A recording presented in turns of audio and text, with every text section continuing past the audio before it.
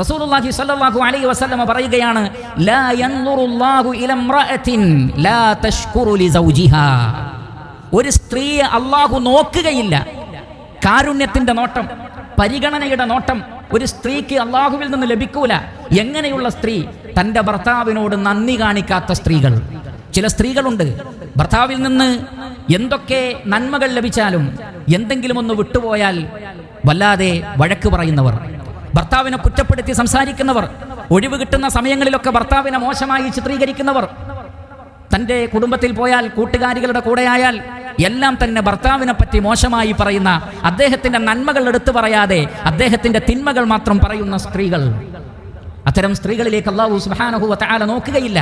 നബി സല്ലല്ലാഹു അലൈഹി വസല്ലം പറഞ്ഞു, ഇത്തലഅതു ഫിന്നാർ ഫറഅയ്തു അക്സറ അഹ്ലിഹ നിസാ. ഞാൻ നരകത്തിലേക്ക് എത്തി നോക്കി, അതിലധികവും സ്ത്രീകളായിരുന്നു.